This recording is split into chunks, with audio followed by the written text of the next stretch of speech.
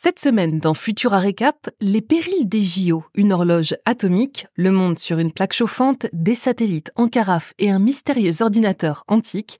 Bonjour à toutes et à tous, je suis Emma Hollen et voici les 5 actus de la semaine qu'il ne fallait pas rater.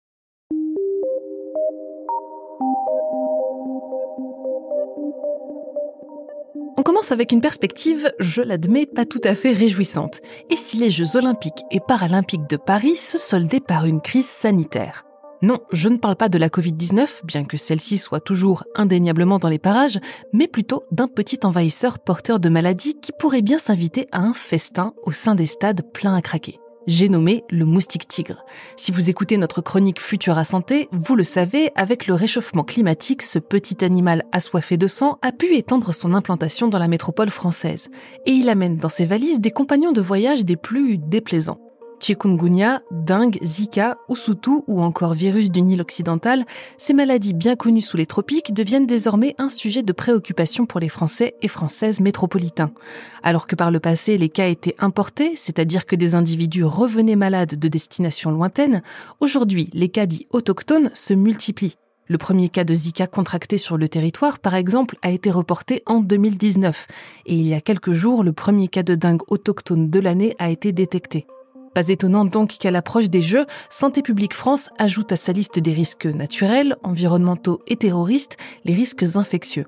D'après l'organisme, entre le 1er janvier 2024 et le 2 juillet, 2885 cas de dengue ont été importés en France, plus que sur toute l'année 2023. Et l'afflux de voyageurs venus assister aux épreuves ne fait que commencer, risquant de faire grimper ce nombre en flèche.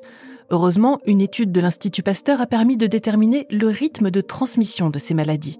Ainsi, à une température de 28 degrés, probable durant les Jeux, le moustique tigre peut transmettre le virus du Zika ou de la dengue tous les 21 jours, celui du virus du Nil occidental tous les 3 jours et ceux du chikungunya et d'Usutu tous les 3 à 7 jours.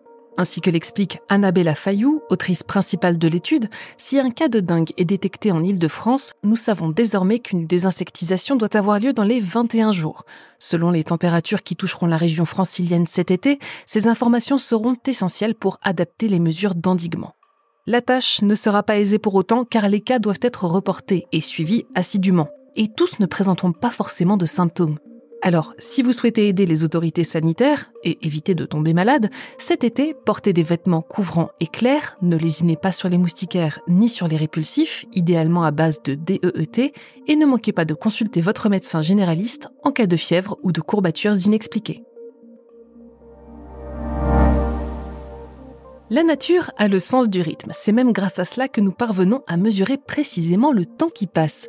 Après les mouvements à balancier, les ressorts et les mouvements à quartz, ce sont les horloges atomiques, et plus précisément les horloges optiques, qui ont su s'imposer dans le domaine de la recherche pour fournir le mouvement de métronome le plus précis possible. Un atome de césium, par exemple, reçoit une onde électromagnétique à une fréquence donnée. Il passe alors d'un état de basse énergie à un état plus excité, puis il va restituer cette énergie à un rythme bien précis. En l'occurrence, 9 192 631 770 fois par seconde. Cette précision assure un décalage non pas de quelques secondes par an, mais de seulement 1 seconde tous les 300 millions d'années. Or, récemment, des chercheurs du JILA, le laboratoire d'astrophysique de l'Université du Colorado et du Bureau des standards américains, ont réussi à pousser la précision encore plus loin, avec un décalage tous les 30 milliards d'années. Pour cela, ils ont fait appel au strontium, un élément plus léger battant le rythme 429 milliards de fois par seconde.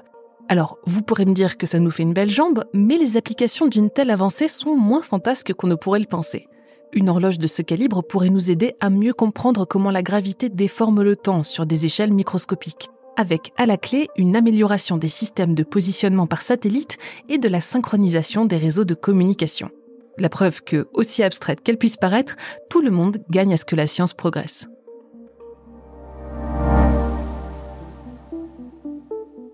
Tandis que la France métropolitaine se plaint de la grisaille incessante, le reste du monde brûle sous des températures infernales. C'est confirmé, le mois de juin dernier a été le 13e d'affilée à battre tous les records, 0,67 degrés au-dessus des moyennes de 1991-2020. Trop facile de le comparer à une période où le réchauffement se faisait moins ressentir ? Qu'à cela ne tienne, Copernicus, le service européen pour le changement climatique, nous informe qu'il était tout de même 0,14 degrés Celsius au-dessus des températures du mois de juin 2023. Une hausse alarmante qui place 2024 au-dessus du fameux seuil du 1,5 degré à ne pas dépasser.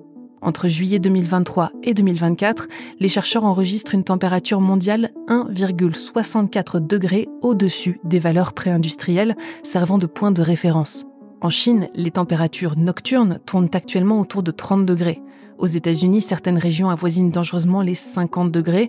En Russie, on enregistre 40 degrés. Et au Paraguay, actuellement au cœur de l'hiver, les températures sont montées jusqu'à plus de 38 degrés. L'été s'annonce donc cruel et potentiellement mortifère pour de nombreuses personnes, ainsi que pour le reste du vivant. Alors certes, actuellement, pour les Françaises et les Français de métropole, le temps n'est pas forcément à la plage et au maillot de bain. Et, il faut bien le reconnaître, les cultures souffrent de l'excès de pluie dans certaines régions. Mais quand on sait qu'ailleurs, la chaleur est si intense qu'elle oblige plusieurs pays à instaurer des confinements climatiques, peut-être devrions-nous exercer un peu de gratitude pour la fraîcheur qui nous accompagne cet été. C'est un coup dur pour la défense allemande et par extension pour la défense française. Les tout nouveaux satellites radars allemands SARah 2 et 3, actuellement en orbite, semblent inutilisables à la suite d'un défaut technique. Placés en orbite basse à la veille de Noël 2023, il apparaît que les deux appareils ne parviennent pas à étendre leur antenne SAR, S-A-R, qui donne les premières lettres de leur nom. SAR est l'acronyme de Synthetic Aperture Radar, ou radar à synthèse d'ouverture. Les données collectées par une antenne physique sont traitées pour améliorer leur résolution globale et fournir ainsi des images de meilleure qualité telles qu'aurait pu les capturer une antenne de plus grande taille. Les services de renseignement allemands et français comptaient beaucoup sur le déploiement des satellites. Ils devront pour l'instant se contenter des données de SARah 1, toujours en orbite, en attendant le lancement de CSO-3, le nouveau satellite de renseignement optique français, à la fin de l'année. Et enfin, pour finir, voyage au large de la Grèce en 1901, lorsqu'une épave romaine nous a livré l'un des trésors les plus mystérieux de l'histoire de l'archéologie.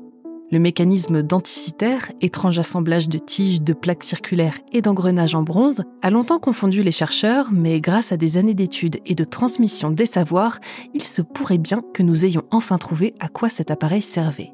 Des scientifiques de l'université de Glasgow, spécialisés, accrochez-vous, en études des ondes gravitationnelles, ont confirmé que la machine aurait très probablement été un calendrier, servant à suivre les mouvements de la Lune.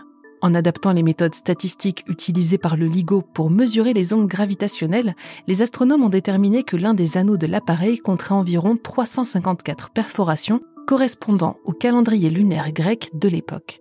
Le mécanisme denticitaire consolide ainsi sa réputation d'ordinateur antique, vieux de plus de 2 millénaires et doté d'une précision à faire pâlir les artisans les plus habiles aujourd'hui. Pour découvrir les images de ce fascinant appareil ainsi que le reste de nos actualités, rendez-vous sur Futura. C'est tout pour cette semaine. Si vous nous écoutez sur les apodios, pensez à vous abonner pour nous retrouver toutes les semaines et à nous laisser une note et un commentaire. Cette semaine, je vous recommande notre dernier épisode de Science ou Fiction, dans lequel Mélissa Lepoureau vous révèle si les oies sont vraiment aussi bêtes que le dit le proverbe. Pour le reste, je vous souhaite une excellente journée ou une très bonne soirée et je vous dis à la prochaine dans Futura Récap.